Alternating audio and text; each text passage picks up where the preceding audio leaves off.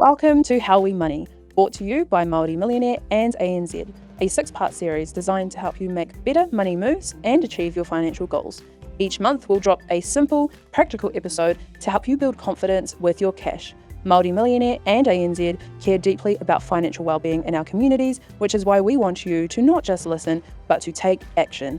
If you do one positive thing after every episode, that's 6 powerful steps forward. Let's get into it. Mauri ora e te whānau nau mai hoki mai. Today we are talking all about KiwiSaver and why it should matter to all of us. Today we are sitting here with Aaliyah Tainui. Nau mai haere mai e hoa. Welcome to How We Money. Tēnā koe, te kahukura. Kia ora. I'm so excited for our wānanga today, but I thought it would be really awesome to just get started by introducing yourself. Ko wai koe no hea koe. Kia ora, my name is Aaliyah Tainui. I was born and raised in Kirikiriroa. I've got a small, tight-knit family. We're all super close. I spent a lot of my time growing up down in Kirikiriroa, did a stint in Pōneke, and then I've been in Tamaki Makaurau for maybe the last 3 to 4 years. Really enjoying life here in Tamaki. I've always said to myself that I wouldn't end up here. Yeah, here I am. Too much traffic. Yeah, exactly. Here I am on the grind, but I'm really enjoying my job as an investment advisor for ANZ Bank. Been here for just almost a year now, and just really thriving. Rawe, I'm really excited to talk about KiwiSaver. I think there's a lot of misconceptions about what KiwiSaver is. So I guess let's get started with, in simple terms, what is KiwiSaver and why should it matter to us? Hi, so KiwiSaver is a long-term investment savings scheme. It is a government scheme and it is also voluntary. So we do say that it's a voluntary scheme, but I'm encouraging all the listeners, all investors, to consider that they invest into the KiwiSaver. Awesome. So I think one of the biggest things that people, don't really understand about KiwiSaver are the potential risks or the potential returns also of KiwiSaver. So what's a simple way to kind of understand it? If you're new to KiwiSaver, what happens with all the money that, you put in your KiwiSaver account? So KiwiSaver, the way it works is it's sort of an investment. It's a fund made up of lots of little different investments, or what we would call assets. When I refer to assets, would you kind of understand what I would mean there? Yeah, so, things that grow in value over time? Yeah, so the assets would be things that have the potential to grow much more than cash would, such as leaving it in a savings account with the bank. So the KiwiSaver was made up of, and we're talking thousands of assets in each of the funds. And you would have an ownership of a slice of each of those assets that we call them.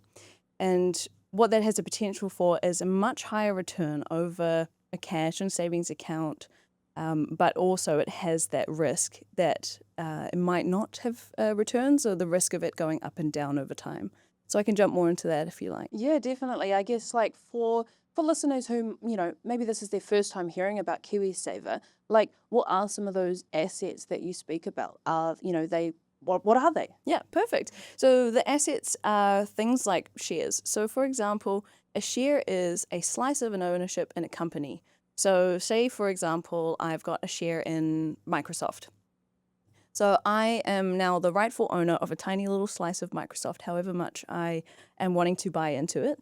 And in exchange for me buying a part of their company, they would pay what we call dividends. So they might pay a small amount to me that goes into, my investments. And that's kind of the exchange that happens there. And with a share, you can have the ups, but you can also have the downs. There is potential that, sorry to drop Microsoft, but there is a potential that Microsoft might not perform for a certain period of time. And so the price of that can also go down. But we're all hoping that the price goes up over time. So I think there's two different ways that, you can get returns from investments. There's the dividends. Are you able to speak to the other way that you're able to, increase the value of those assets? Yeah, absolutely. So with the shares, you can also get what we call capital growth. So that's when you're owning a slice of a company, they might do well over the long term. And so the value of their company is going to grow and grow. And so that slice that you own by comparison is also going to grow. What would you say the biggest incentive would be for people to, do KiwiSaver? Because for someone who's like listening and they're like, well, it could go up, it could go down. It kind of seems a bit like, well, at least if it's in my savings account, I can see it, I can access it. And I've heard a lot of people going like, oh, like it's locked up, you can't access it. So like, why would someone want to put their money into their KiwiSaver if one, you're not guaranteed going to get that capital growth or the dividends? Are there other incentives within KiwiSaver that makes it enticing for people? Oh, yeah, good partai. There's a few things that I would comment on there. So there are a few benefits with being in specifically a KiwiSaver. To start off with, you can get employer contributions if you are eligible. And so that means that if you are working for a company or an employer, they have a compulsory contribution that they have to make towards your KiwiSaver, as long as you're contributing an equal amount. And every contract is different, so I would encourage everyone to read their contracts. So the other benefit would be the government contributions. So with the government contributions, they will be putting in a certain amount up to a maximum that they have agreed upon. So it's basically free money. As long as you're contributing to your KiwiSaver, they will put in a certain amount for you as well. That's honestly one of my favorite things about it because, when we think about investing, there's no guarantees when you invest your putia. But one of the things that I really love is that each and every year I know, subject to the government changing potential, what their contribution will be. But at the moment, if I was to invest $1,042 to get $261, a lot of people look at that and they're like, oh, it's only $200. But, if I saw $200 on the side of the road, like that's cool. That's still a win. So I feel like that's an awesome thing. But also to have, if say, for example, you've got an employer match of, 3%, and say you're putting in 3%, that's 100% return on, just that 3%. And I feel like that's nothing to like turn down. Why do you think some people do, not get into KiwiSaver or avoid it? Yeah, that's a really good question. Like you said, with the employer and government contributions, it's free money. There aren't a lot of investments out there, and I can attest to that will double your money or, give you 25% back on what you've put in. So that in itself should be a really good motivation. But for other people that are considering whether or not they want to go into a long-term investment, I think the thing that gets them the most is the risk. So actually, I did really want to talk about this today is when we talk about risk in investments, it is slightly different to what we would talk about, just risk in general. So when you hear risk, I mean, what would you think immediately off the top of your head? Something going wrong. Yeah, exactly. Like, the house is burning up in flames Yes. and something has gone terribly wrong. When we're talking about risk in investments, it really is just referring to the ups and downs that you might experience in your KiwiSaver or in whatever investment that you're in. Like houses and other things as well. Property too. So there is always the chance that it's going to go up and down. The risk side of things, so whether it's high or low risk, is how frequent it will go up and down and maybe how extreme. So if you're in a lower risk fund, in terms of KiwiSaver, they might have a conservative or lower risk fund. None of them are without risk, but that would have a lot less ups and downs and less frequent. And then the higher risk ones, you'd expect lots of ups and downs, might make people quite uncomfortable. And that risk part tends to be the reason why people might be a bit, hesitant to go into a KiwiSaver or any other type of investment. So, in my own experience, when I, am looking at my KiwiSaver, there's different portfolios you can have. You can have a higher risk one, you can have a medium one, a lower risk one. So many different options there. What would you, say would be the best way for someone to be able to find out, should I be in a high risk one? Should I be in a low risk one? Because I think some people look at this and they go, high risk means like high growth. And I feel like that's something important to kōrero about. How does one identify what's their risk tolerance and which one they might consider being part of? Definitely. So the risk tolerance would be dependent on so many factors. So for the first part, you would want to make sure that you know yourself. So the issue with risk really is if you take too much risk and then it freaks you out. So when you're thinking about should I go for the high risk one and just chase the returns, then you would want to think, can I handle the ups and downs? When it roller coasters and it's up and down, am I going to be able to handle that, or will I switch my fund out or, sell at the wrong time? So that is the biggest issue. So if you feel like you can't handle that, then it might be worth taking a step down. The other factor is the time frame and the goals that you have. So for example, for younger investors, if they have decades until retirement and it's locked in until 65 KiwiSaver. So if they've got decades to go, they've actually got more time to wait out those ups and downs. And for the fact that it's locked in, you can see it, but you can't really do much about it except for change providers or change the fund that you're in. So those sorts of investors can afford to take a bit more risk, more ups and downs. Whereas someone who might be close to purchasing their first home, for example. So KiwiSaver is available at your retirement at 65 currently, or it's available for your first home withdrawal. So that's another thing that Kiwi will use them for. So if you're coming close to buying your first home as well, then going super high risk might not be the greatest idea for you, because you're going to have more ups and downs when it's time to withdraw it for the house. If your fund is not worth as much as you maybe put in or as much as you need it to be, then you're going through that risk of having to withdraw it and it not being maybe quite enough or not being as much as you wanted it to be. So that's another thing. The time frame is huge in what your goals are, as to how much risk someone might be able to take or what fund they should choose. This is so interesting. And for those listening, and I've got an ANZ fund chooser tool down in the show notes below if you guys want to have a look at that. But I think that one of the things that people might struggle with is, okay, what if they aren't investors yet, how will they know how they're going to feel if, it goes down? So if it's, if this, how you feel is like a component of that risk factor, how do they know when they're just getting started? Maybe they've not made an investment yet. This is their first ever time investing. What would you say to them? Like, what should they do if they're like, this is all a little bit crazy, this is all a little bit overwhelming? Like, what would that first step be for them to actually find out, are they doing the right thing, or could they be in a different fund that's better for them? What do they do? That is a really, really good question. So if you haven't previously experienced before, it's kind of a hard thing to imagine. Like, you've put money into an account and all of a sudden it's going up and down. That's not really a normal thing that you'd experience. So, I mean, I could use an analogy of someone who collects those, Pokemon cards or the baseball cards. This is something that I've thought about before. If you have pulled something that's worth quite a lot of money, and you think, I'm going to keep this for the long term, hopefully I can sell it later at a later date and it will be worth a lot. And then something happens, say we're talking about the baseball cards, the guy who you've got, the athlete, has gone through an injury, and all of a sudden the value of his card is no longer worth what it was worth before. So maybe it's actually worth less than you paid for it, and you need to sell it or get out. The analogy here is thinking, would you then sell it and go, no, I'm out. I don't want it to lose value any more than it already has. I made a mistake, but I'm just going to back out now before I lose more.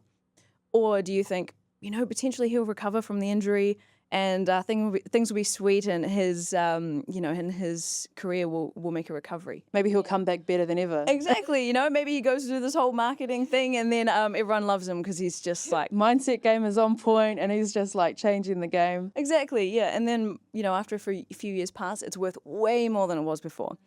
So that kind of is a situation that you might be able to put your feet in those shoes and see, how would I react to that. So at the end of the day, it's, if I opened my bank accounts, on your app, and you saw that your balance was quite heavily down, would you then freak out and panic? Would you feel uncomfortable? Or would you kind of go, yeah, this is part of the investments. I listened to that podcast and they were saying, stay the course. So that's kind of a good way that you can picture yourself in those shoes. I once had someone come to me and they said, oh my gosh, Te Kahukura, my KiwiSaver is down like heaps of money. Like, what's happening? Like, why is this happening? what do I do now? What would you say to people who are freaking out? Because I feel as though, as much as this is different people have different risk tolerances, I also feel like the more you understand KiwiSaver, the risk of you potentially getting very fearful if it were to go, possibly down a little bit. If you understand how the markets work, then you're probably less likely to be as intimidated when things go down. For example, when I see mine go down, I'll go, kei te pai, these things happen. And as much as we can't guarantee future returns of things, I am of the mindset that I'm in this for the long course. And so I don't really worry. I don't check it often, and that's something that I think previously I very much felt anxiously attached to it. So I would see it go down, I would freak out, and I'd be like, what do I do? And now I just understand that I'm in this for the long game, and so it doesn't impact me emotionally anymore. But if someone is in that state where they are getting quite triggered or upset when it goes down, what should they think? What could they think about doing? Yeah, so I mean, the panic is so real. It can be a really uncomfortable thing, especially if you've not grown up around a lot of money, or if you had some sort of scarcity mindset, which is really common for a lot of people. And so it can be super scary when you see that balance go down. So, I mean, for example, I had a KiwiSaver during the COVID period, and I was in the workforce and everything, and I had my nice little tidy KiwiSaver balance, and if I recall, it dropped by like $10,000, and at that age, that was a lot of money, and I kind of understood what was happening, but at the same time, it was very scary. I didn't make any changes at that time, and so I think for someone who is panicking and getting scared, yes, education is part of it, but it's just knowing that with an investment, like we talked about assets before, everything is going to go up and down at some point, because the assets that you own will, say if you had that slice in the company, every day they're going to perform slightly differently, or refer back to the baseball cards. So the baseball cards is a good example, because the market is made up of other people that want to buy your baseball cards. That is exactly the same with investments, is that the market is made up of all these other investors. So as much as we don't like to think it, the market is tied to the human psyche and the human emotion, like it's tied to the rest of the world. So when we all panic, something happens in the news that, triggers us. If there's wars overseas, there's political turmoil, it makes us feel very uncomfortable. And for the majority, even if we don't want to, people start to panic and they feel very uncomfortable. So that will change the value of the assets, what people want to buy. They might just retreat back into safety and security. And so when you yourself have seen a drop in the balance, all it is a reflection of what everybody else is thinking. So you might be able to sort of change that mindset, have a little shift and think, do I want to follow everybody else in their footsteps? Or can I just kind of, sit here and wait and have a little bit of faith in the, in how it'll turn out in the long run? Part of it going up and down and kind of freaking out and getting into that panic mindset. One thing I would really urge investors not to do is changing their fund at that time. Because say that the price of all the assets that you hold in your investment or in your KiwiSaver, they will have all gone down, and that's what's reflecting in your balance. That's why you're seeing less money in there. So the time that you're looking at your balance and it's down, everything is actually on sale. If you want to just change the mindset there, everything that you own in there is on sale. So what you would not want to do when something's on sale is sell it yourself. No one's going to buy it at the price it's worth. No one wants to, and they're going to make the most out of having or everything's on discount, like when you would go to the store. So similarly, what you could do is think, the price of everything is down. Can I also consider buying more myself? Do I want to buy everything on sale? I mean, it's a good idea in theory. And that's something that I would recommend to investors is similarly with like changing your fund. You can't withdraw it if it's in a KiwiSaver and it's locked in, if you're ineligible, but changing your funds is also a way of selling the assets that you own in there. So if I was in a higher risk fund and then I wanted to change into one that was a little bit lower risk, all the assets that I owned in there do need to be sold. They need to be rearranged. And so what I'm doing is I am what we call crystallizing the loss. You've set everything in stone the time that you sell it. If it's down, but it's just in your KiwiSaver balance and you don't touch it, it still has the opportunity to go back up again. I love the way that you talk about this because it makes it so simple and easy to understand. Speaking of when people get into a panic and because things are at a lower price, it's very similar to the housing market, for example. If you had a house that you wanted to sell, but there was no pressure to have to sell that, like last year, the prices were at a low point. So you wouldn't necessarily sell your house if you didn't have to when everything's on sale. You would wait for a little bit, and then hopefully the housing market, the buyers that want to buy, the price would increase, and then you'd be able to kind of get what you put into it or get what you'd hoped for. So it's very similar with the KiwiSaver and the investments that are underneath your, that are within your KiwiSaver. So just like quite simply, what would those steps be for someone who wants to find out what kind of fund they might consider investing in? Yeah, definitely. So every provider will have a range of KiwiSaver funds that you can choose from. And that's simply because, I mean, no, there's no size-fits-all approach for investing. Everyone has different goals, different time frame, different risk tolerance, like we were talking about. And so you would be choosing between sort of a spectrum of funds. And so they would range from the lower risk to the higher risk, where the lower risk ones will have a little bit more of an exposure to what we call safer assets, income assets, a little bit of cash, and let me know if I'm diving too much into the detail here. No, I love it. I think that this is important for people to know because a lot of people don't really know what their KiwiSaver is actually invested into. So I think that it's helpful information for people to what actually is in a lower risk fund, what actually is in a medium risk fund. So I'd love to hear this. Perfect, absolutely. So I'll explain the spectrum. You'd have your safer assets that we like to call them, lower risk, but also might have a lower return. And then on the other side of that spectrum, you've got the higher risk. So it's more in the shares, like I mentioned earlier, more in the type of assets that can go up and down over time. But the trade-off for the ups and downs is that you'd potentially have a higher return. So down at the end, the lower risk spectrum, there's cash equivalents. So that's like a term deposit. And then they're also made up of bonds. So that would be a large majority of what's made up in those funds. A bond is sort of like a certificate that you would hold that shows that you've lent some money to a large corporation like a government or a super large bank or just a huge company.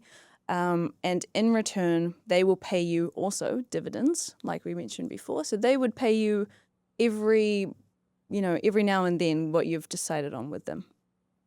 And so that is less risky because you're kind of working with a government, saying what's the chances that the government falls over, or a corporation, so a company that's very, very well established in the community, in the country. So the chances of them not being able to pay you is very, very low. And so that's what the lower side is made up of, with a little bit of shares mixed in, a little bit of extra things mixed in so that you do have some growth. So when you're sitting down to think which fund to go into, the risk tolerance comes into question, and the time frame that you have is also another thing to consider.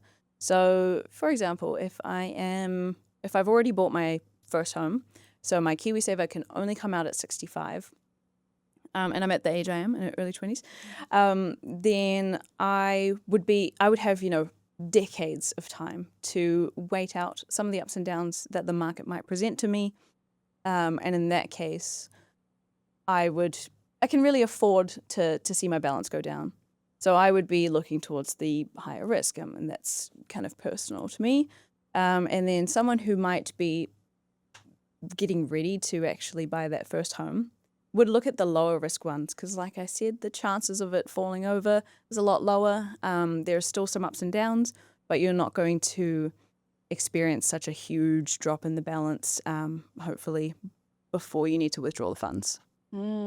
I've noticed recently a large appetite for people to be investing ethically in things that really matter to them. And I think some people are a little bit unsure of how they can be ethical investors. Do you think that within KiwiSaver, there is the freedom to be able to ethically invest? Yeah, absolutely. So a lot of providers will give to you a document, a very long, wordy document about their own responsible investing framework. So that can detail that they don't invest in tobacco, they don't invest in firearms, and they don't invest in certain other things that people might not align with. So it's very important that you would look into that yourself as well, because everyone is different. Some people are okay with investing in Sky City, so gambling, and some people are very, very against it. So it is up to the KiwiSaver provider that you go to. Some are very open about what they do, very transparent. And if ethical investing is important to you, I would definitely recommend going towards the providers that have, all the transparency. So they have a framework. They might even have an entire list of what they currently invest in. If you're interested in that, it'll be a very long list. But there are ways that you can make sure that you're not investing in things that you don't believe in. What do you think are the most common mistakes people make when it comes to KiwiSaver? Yeah, this is a really good question to get into. So there are quite a few things, and I'll dive into the first one. Is having your contribution rate too low is a big common mistake that people might make. So when you first invest into a KiwiSaver, what you do is you opt in. Maybe it's your first job, or there was, back in time when KiwiSaver was first introduced, you had to opt in yourselves. And so opting in, you choose your rate that you want to contribute at, you choose the fund that you want to go into, and then all is set up for you. People then make the mistake of never revisiting this choice that they originally made. So if you have invested at a 3% contribution rate, and then your income might slowly rise over time, and hopefully your expenses don't rise too much with that, you've got a little bit of extra income that you can contribute to your KiwiSaver. And at the end of the day, that's your money that you're going to get when you retire, or if you haven't bought your first home, then you'd use it then. So it's really important that people reconsider whether that's right for them. And similarly with the right fund type. Some people are on a default KiwiSaver scheme, which just chooses for them. Some people choose what they feel comfortable with at the time, but things change. You gain more education over time. You also will have different goals. Some people, the things that should trigger this choice of checking in on your KiwiSaver fund is, you've had your first kid, or you're planning to have kids. You've bought your first home already. So, is it now a chance to increase the risk that you're exposed to because you won't be able to touch it until you're 65?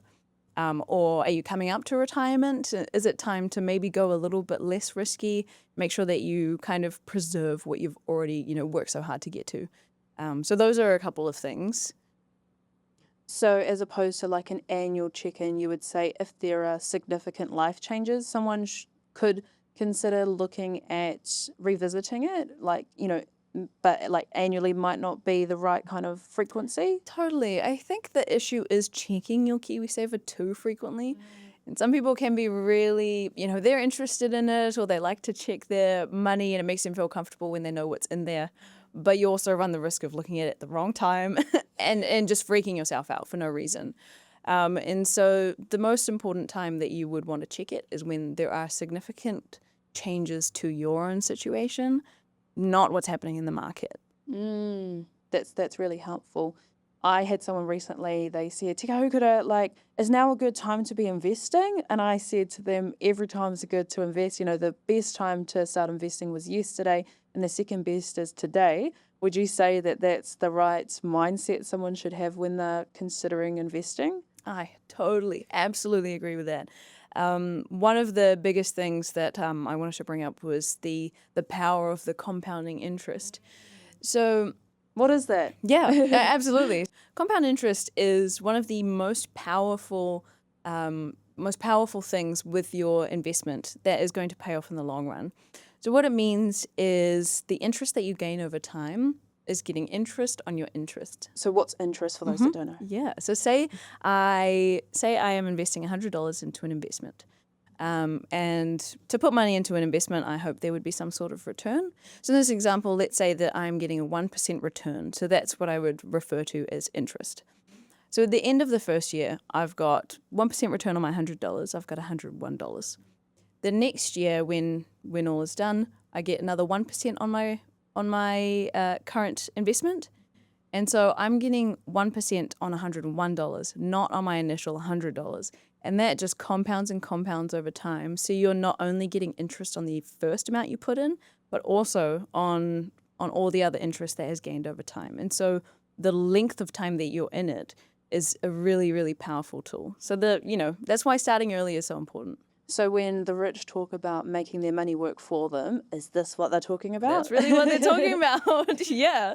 It's the power of, like, you haven't done anything differently. You have not worked harder, you've not sweat harder, you've just put your money there in a smart way where it's working for you rather than the other way around. I was speaking to a friend earlier today and she said, it kind of feels like it doesn't make sense. She was like, I'm not working for this. Like, it doesn't make sense. It should be harder. Do you think that we are kind of conditioned to believe that, I think, for example, one of the things I heard a lot growing up was that, it's really hard to make a lot of money. But when you hear concepts like this, where it seems rather simple, it can leave you feeling a little bit skeptical. Like, is this legit? I remember when I was at high school, I told, friends about investing and things like shares, and they were like, that sounds like a scam. So, can you just, for those who are like a little bit skeptical, this sounds like free money, like that doesn't sound real, making money without working, making money off of money that you've made, like that just sounds a little bit crazy to some people. Like, what would you say to those people? Yeah, no, and I totally understand where they're coming from. I definitely agree that we've been conditioned to sort of just work hard. That's the only way you make money is you work hard and you save hard. But I'm kind of here to just debunk that, to be very honest with you. It's not entirely true. You should work hard for your money, but your money should also work hard for you. It's not a scam. It's not a too good to be true. And those do exist out there. But in terms of things like compound interest, very, simple kind of mathematical idea that time plus returns is just going to, add up over time. Just other things like taking on that little bit of risk or investing in things that have the potential to return more to you than cash. Those are the sorts of ideas that we have when we talk about investing, and that's the sort of the crux of investing. And why I'm so interested and passionate about it is really changing that mindset for a lot of people, because it can be really scary and daunting when, especially your entire belief system that you grew up with about money. Money is evil and money is bad, and people who want money are greedy. It's about like just completely changing that and relearning that there are ways that you can make your money work for you. One of the things that I believe about Pūtea is that money doesn't change you. Money amplifies who you are. So if you're a bad person and you have more money, you could potentially do a lot more, bigger bad things with more money. However, if you're good, if you have a heart of manaakitanga, if you care about your people, then with more Pūtea, you're able to, amplify that. You're able to give more. You're able to help more. So that's my way of kind of reframing, because I heard that a lot of rich people are greedy and all of that kind of stuff. So I think that money in and of itself, to me, is a neutral thing. Very quickly, Te whānau, if you are enjoying today's podcast episode, make sure to share it to your story and tag us. All right, back to the show. I was very fortunate to have a mama who instilled in me at a young age, KiwiSaver is a good idea and you should optimize this. And so when I got my first job, she told me that if I put it on the max contributions, if my first job is at the max, I'm never going to feel a full paycheck. And so she was like, if you get used to it when you're 13, then like when you're, 22, it's just going to be the same. You've never had 100% of your pay. But in saying that, I've shared this with other people, and I've been making some content lately about KiwiSaver, and one of the biggest things that I've seen in the comments is like, no, KiwiSaver's a tax, like, it's just crazy, the government takes your money, you can't access it. What do you say in response to that? Oh, absolutely not. KiwiSaver is not a tax. It's money that you're saving right now, and it's locked in for your benefit. That's the thing I want to share with people, is that it is annoying that something could be locked away from you, but it's sort of for your own benefit, right? If you can't access it until 65, there's no way you're going into it to buy that fancy car or to buy the new, I don't know, like gaming rig or whatever you're into. It's for your well-being when you're elderly, and it's for all those sorts of, it's for expenses and costs. Like, it's not super exciting, but the government is not taking it off you. They're giving to you. They're giving it to you. They are literally contributing to you. So yeah, I would definitely debunk the fact that it's a tax. I mean, you can treat it as, out of sight, out of mind.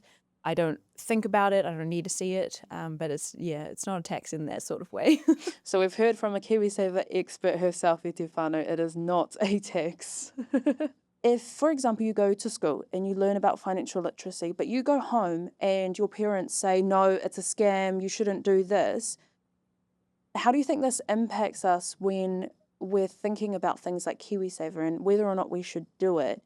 And what are some ways that we can change this mō ngā mokopuna? Like, for future generations, how can we shift this narrative so that more Māori, more Pasifika, more of everyone are participating in something that supports us long-term and generationally? You bring up a really good point about the disparity, the gaps in the KiwiSaver when we come to retirement. So I recently attended sort of a seminar with Te Ara Ahunga Ora, the Retirement Commission.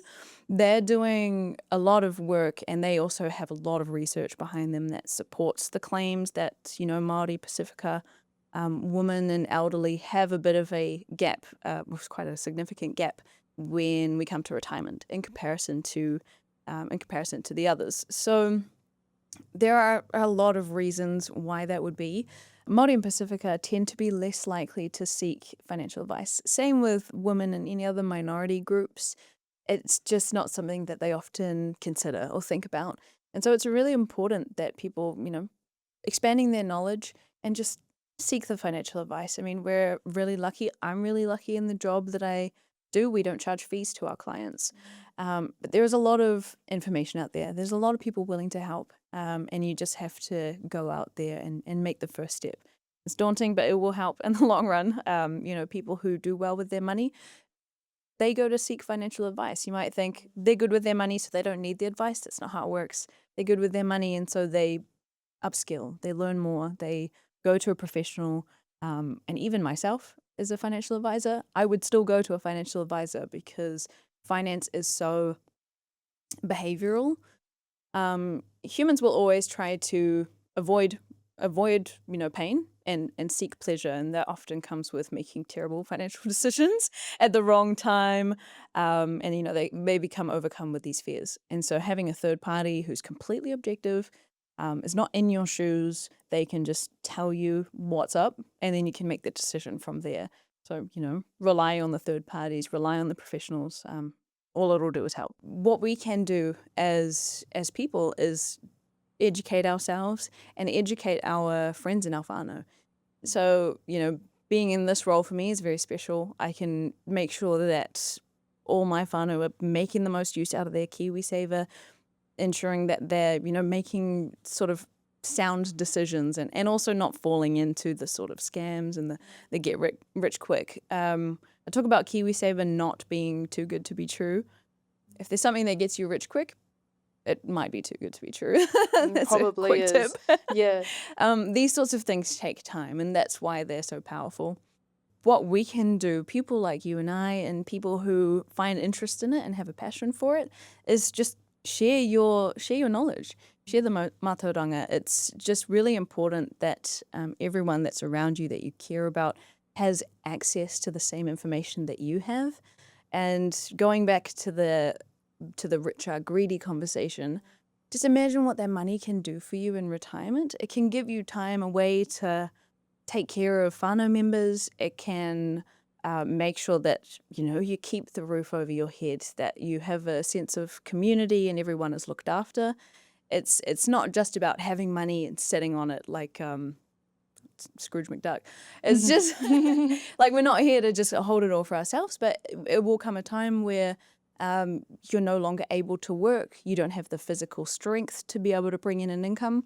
And then at that point, you really, if you haven't made the right choices along the way, you might start to, have some regrets and that's a side of risk that people look at a KiwiSaver or some other investments and they hear the term high risk.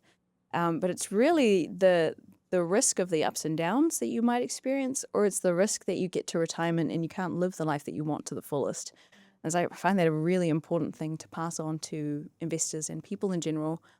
And yeah, the gaps unfortunately do exist, but all we can do is share. And for example, with a gap with wahine by the time they get to retirement, there's a few things that come into play when we talk about this. So it could be that women tend to be more conservative, more security-based, but there's a lot to prove that women make more sound financial decisions. It's true.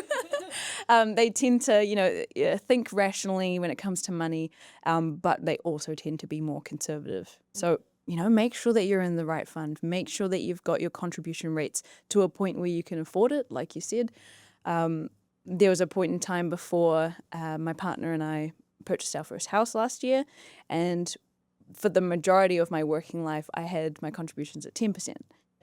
So I had done that because I am naturally a spender. I wish I could change it, but I just, there's these things that you work on, but that's my personality at the base level. So I just thought, if I can't see it, I can't spend it, which so worked in my favor. It's paid it's paid tenfold, and we were able to get a house last year and I was actually able to contribute something to that. And I don't think I wouldn't have been able to do that if I hadn't thought of the contribution rate at the right time. So it's so, so important. Congratulations for getting into your first whare. That is absolutely amazing. One of the other things I think when it comes to wahine is that there are a few things like disproportionately earning less than our male counterparts, even if you've got the same level of experience and credibility, or Māori and Pacifica and other minority groups who disproportionately earn less than other people. And so if your income is less, then even if you're contributing 3%, that's still going to be a smaller contribution than those other counterparts. What would you say we could do, if there are biases that we can't control outside of us, what are some other things that you think we could potentially consider when it comes to investing? And I think the other one too is wahine are more likely to take time out of the workforce to raise our tamariki, to look after our elders, our kaumātua. And, I've spent a lot of time being one of the caregivers for my kuia. And so I've looked into this research, I've experienced it, and I see other whānau, going through the same things.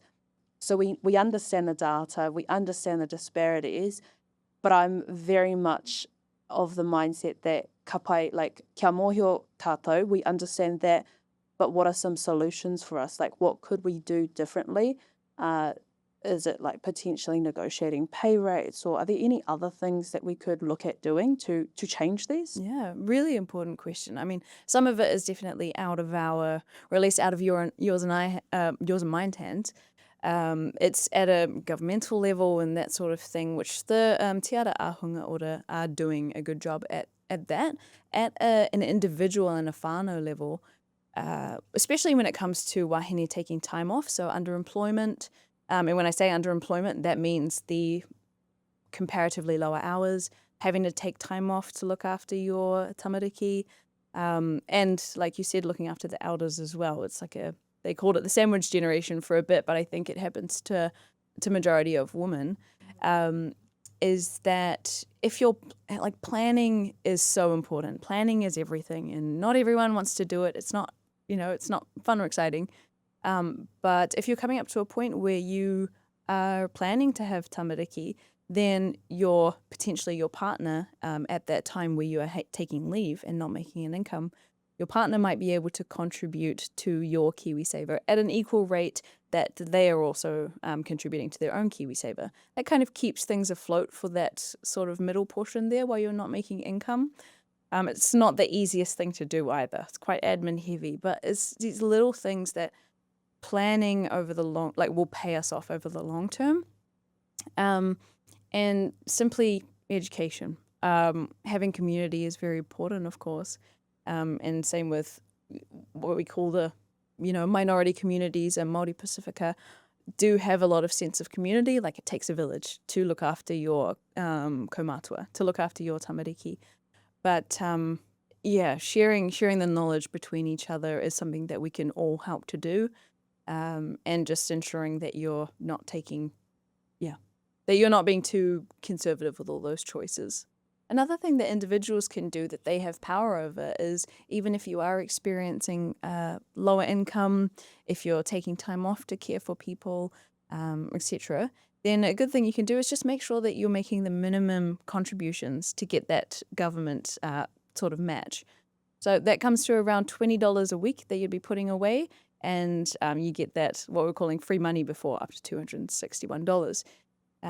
That is a good way to make the most out of your KiwiSaver, just despite your circumstances. Rawe. So, your contributions are on, you've checked your fund, you understand your risk tolerance. Now it's time to, I guess, maybe have a look at your KiwiSaver and check how things are going. When you open up your app, your website, and you have a look at the numbers, what are some things you should look at, and what does it all mean? I think some people look at the numbers, they see all these numbers on a screen, and it's like, okay, what does this mean? There might be the green, there might be a red. Like, what does it mean, and what should someone think about when they're looking at that? ANZ, for example, has your KiwiSaver calculator. And so what that can do is you can just play around with the numbers. So you don't have to be a financial advisor. You don't have to be an investments expert. You don't even have to crunch the numbers. There's these calculators like this are so user-friendly. So you can go in and check, what if I increase my contribution rate from 3 to 4? How is that going to affect me over the long term? And you'll see that the difference is quite staggering. And then what if you increase it to, 6 or 10? And then you could go down and see, what if I changed my fund type that I'm in? If I'm not in the most aggressive one, what does the most aggressive fund look like over the long term? And you get this like beautiful visual in front of your face, a bit of a numbers breakdown of the difference. And then the beautiful thing with those tools is that it also can take into account inflation and what that would look like when you come to retirement. Because it's a long, long time away, and no one really knows what the rate of inflation is going to be. We aim to keep it at a certain level, but the tools themselves make really good assumptions to just let you know kind of what your money might be worth in that 40 years or 20 years, however long that you might need it. So I'm going to include that KiwiSaver calculator in the description, but are you saying, for example, if it predicts what, say for example, $100,000 could buy you today, would it show you that in future money, what, like, so that you can think about it, like, okay, if this amount of money buys this amount of stuff today, would the numbers reflect that, so that you look at it and you go, oh, like, I could buy this amount of stuff? Correct. Yeah. So, I mean, very simply, the inflation is the way that the value of money changes over time, just for anyone who's listening. And that can negatively impact a lot of people. And I've seen it, I've seen it in practice. Some people just want $1 million, and that number makes them comfortable and happy. But that $1 million might not be worth what it's worth today. So $1 million, in Auckland, can buy you a house, just. And whereas in the future, it might only be worth 800,000. So those inflation calculators will show you roughly what you could expect, and the impact that that's going to have on your money over the long term. That way you can sort of plan for how much you might want to contribute over time, what fund you might want to be in. And, it all comes down to, what level of retirement do you want? Some people are very Some people are very simple and they want the no frills lifestyle, rural, they've got some livestock, they've got their gardens, and they only come into town once a month or something like that. And their house is all paid off and debt free, and then their whānau just come and see them every now and then. They kind of stay where they are. And then some people will be on the complete opposite side of the spectrum. They have just finished working, they're ready to go traveling. They're ready to let loose. Yeah, they'll go on those 3-month cruises, or they'll do the travel overseas business class. And so all of that is that's only significant to you. It's relevant to you. So you want to think about what is important to you. Is it whānau? Is it going on those traveling trips with your partner, or making memories with your adult children? At that time, it's just those are the sorts of things that you take into consideration, and you can use those calculators. It's such a powerful tool to go, how far away am I from it? Am I needing to put in a little bit more? And don't forget, with KiwiSaver, you can also contribute voluntarily. You could just throw in some money in there if you think that's going to help you get closer to your goals. Rawe. So ko te tauhou Pākehā tēnei, we're in the Pākehā New Year at the moment, but when this episode comes out, roughly around April, there are going to be some changes to KiwiSaver. Would you be able to explain for our whānau, what are those changes and what is this going to mean for people using KiwiSaver? Hi. So the changes that are coming up 1st of April 2026 will be the increase from the minimum employer contribution rate from 3% to 3.5%. So that means that it will now be compulsory for them to provide 3.5%. That will also be true for the individual investor. And then there will be they're releasing changes as they go. And in the 1st of April 2028, that minimum will go up to 4%. And so that over the long term is going to reflect very well on your balance. So they have decreased the government contribution. So you still have to contribute the same amount per year, but they're only paying 25 cents on the dollar, not 50 cents on the dollar. But if you look over the long term, the increase of the rate is much, much more powerful than the government contribution. Both of them are great factors, but the increase in percentage that, we were talking about, compound interest, just every year is going to add up and add up. So it is a benefit for Kiwi. Another awesome change that the government has made is that KiwiSaver government contributions and employer contributions are now eligible for 16 and 17-year-olds. So like we say, starting earlier is going to pay off in the long run. It's really awesome that, most people I know start working around 15, 16 if they have an opportunity to. And so those younger people are also eligible for the contributions, that free money. When it comes to timing the market, so many people are like, oh my gosh, things are down at the moment, I'm going to hit the jackpot, and kind of thinking of it in kind of like a gambling type way, which I would not encourage people to do. What I do myself is dollar cost averaging. So I am not a wizard. I don't know how to predict the market, but I like to dollar cost average in the market, putting the same amount of money in every single week. It's an automatic payment for me. Would you say that for most people, dollar cost averaging would be a simple way to do it? And if so, what is dollar cost averaging for those that don't know? Absolutely. So, yeah, a lot of people, like you said, they try to time the market, and historically, it is near impossible to actually guess what the market is going to do. Like I mentioned earlier, it's people are making the decisions. The majority of the market's made up of investors, so you never really know what's going to happen, to be very honest. And so the idea behind dollar cost averaging is, rather than waiting for that perfect time, I'm going to invest on the 5th of March 2026 because that's when I'm guessing everything's going to drop and it's going to be at its cheapest. Instead of doing that, I'm just going to buy every week or every fortnight, and over time, what's going to happen is I'll have the high prices and the low prices, and I'll be paying average cost for whatever I'm buying, those assets. And with KiwiSaver, it's automatically dollar cost averaging for you, which is great. So you're contributing your 3% to 4% onwards every time you get a paycheck. So every fortnight, month, week, whatever it is for you, you are buying into those assets every time you contribute. And so over the long term, the price that you're buying everything out is going to average out. And it's much better to try and do that than to try and time the market. So I guess for those who like have never heard of this concept of dollar cost averaging, I like to think of it in a way of like, say as an example, if a share is $5 this week and it's $10 next week and then it's $15 the week after, and let's say it repeated on that cycle of 5, 10, 15, then the average would probably be around $10. Like, obviously it's not going to be like perfect like that. It doesn't go up by 5, 10, and 15, but just throwing random numbers, the market does go up, it does go down. And so investing the same amount, weekly or fortnightly, whatever your pay cycle is, that can help you to just average it out. And it just takes the stress out of trying to plan those sorts of things and making sure that you're reading every single news article that you can on the asset that you're going to buy. Psychologically, it's a better idea. Financially, it's a better idea. I really support dollar cost averaging, and KiwiSaver, you're automatically doing that.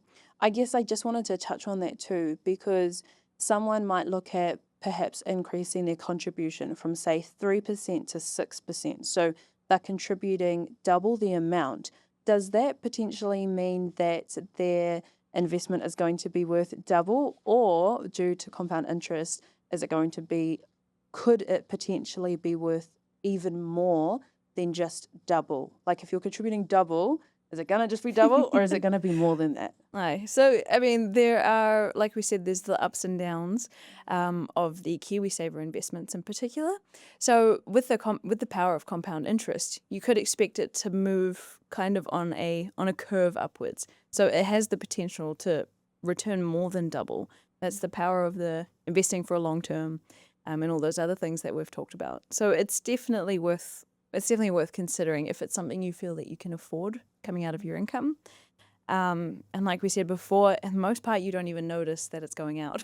Like you're going to get your paycheck regardless. So if you have set it up from the beginning, you've never had your full paycheck, then you sort of get used to it over time, knowing that the future you is going to look back and be so grateful. So those people who, think, oh, it's a tax, like maybe if we actually just pretend, like in our brain, if we think, oh, it's just kind of like tax, then and it's kind of out of mind, we're not really feeling it every single time. Like if you are in the financial position to perhaps increase your contributions, then longer term that could, help you during times like, when you bought your first whare or during retirement, it could be a really helpful thing. And I feel like sometimes it can be like, oh, it's so far away, perhaps buying your first whare or retiring. I've got a lot of friends who are like, oh, that's ages away. Like, let's worry about that later. But, I still think by contributing a little bit, it's going to pay off in the long run. And when I, achieve these different milestones, or when I hit retirement, I think that, I'm going to be grateful that, 14-year-old me decided to delay gratification, decided to, postpone, potentially buying some fun things as a teenager or as a young adult. And I'm able to have that puta at the end. And I think a lot of people are struggling at the moment. There's a, cost of living crisis. A lot of people are looking at things like KiwiSaver and they think, oh, cool, for example, I don't have tamariki. So like, I feel like there's a lot more of an budget for me to be able to contribute to those things. And perhaps when things like, raising tamariki happen, things might change for me, and I completely recognise the privilege that I have in that space. So for whānau who maybe they have a lot more of expenses, they've got tamariki, maybe they're caring for their kaumātua, their kuia.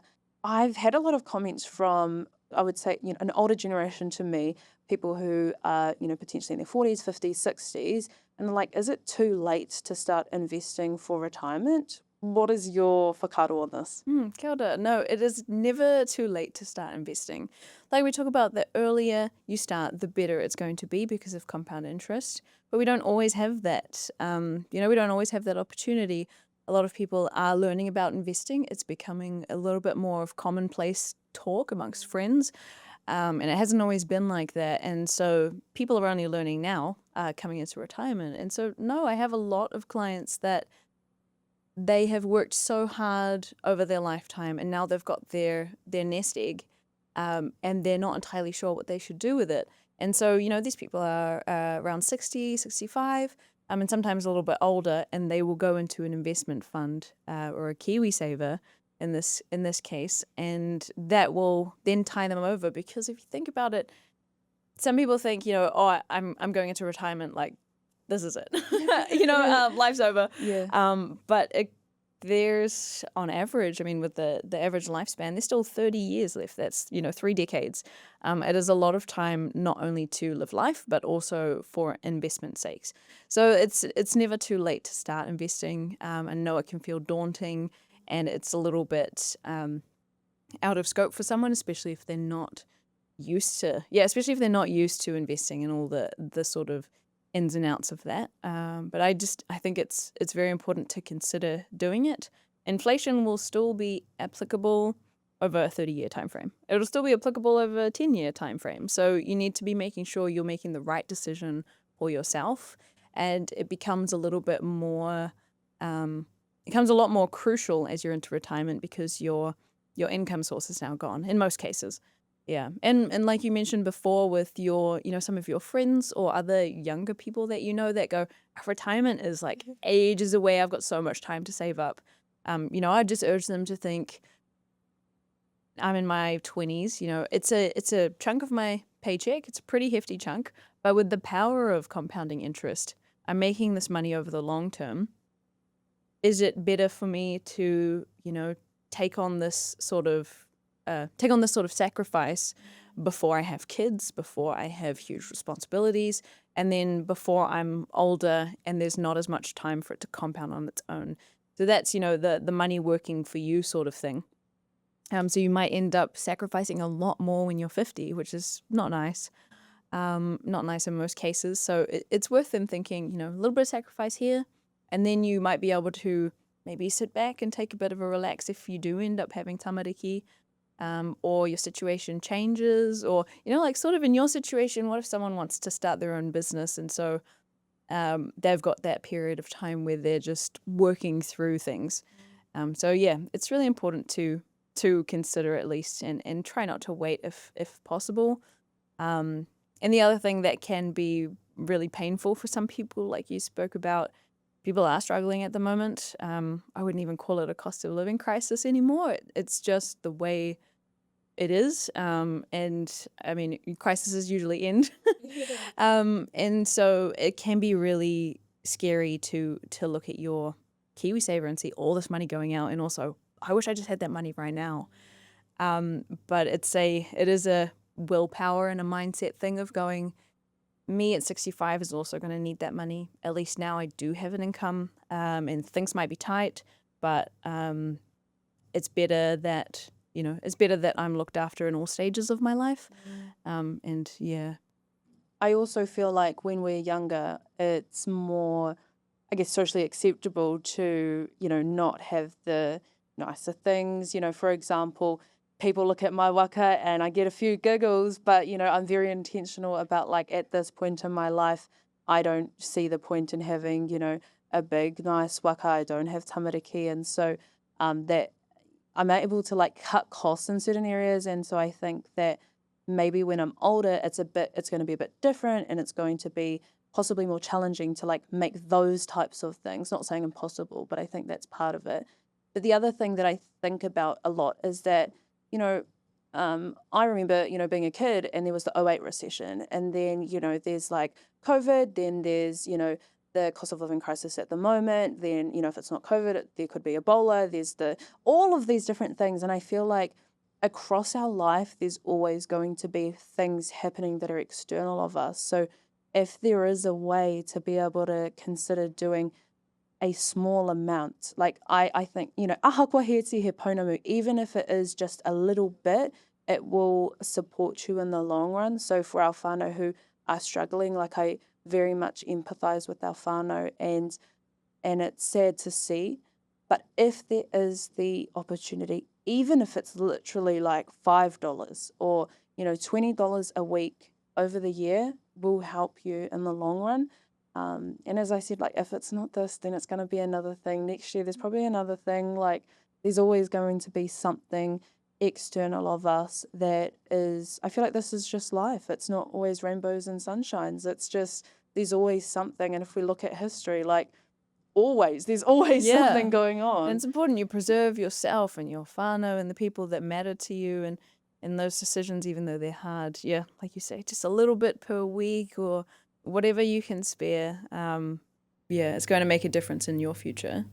Yeah, he rawe tērā. I think one of the biggest benefits of that is like being able, for someone else to be able to reflect your blind spots. You know, sometimes you can't see those things and someone else can go, oh, did you think about this or did you consider that?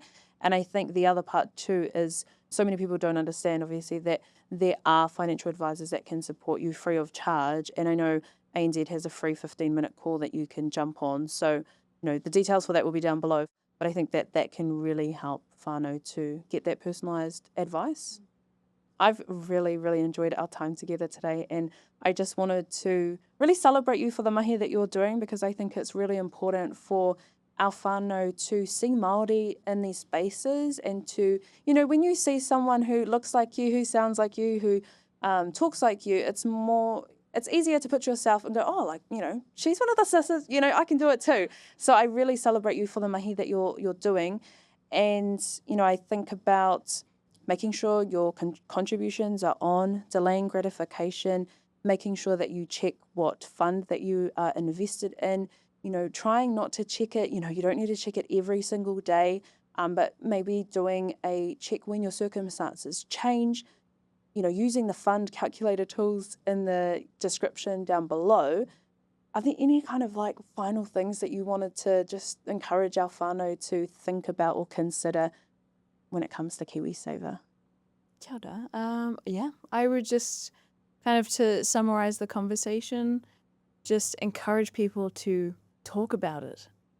It's so good to see these days that investing is becoming less of a taboo. You know, people are talking about putia, they're talking about there's your hauora, but they're also talking about finances in there now.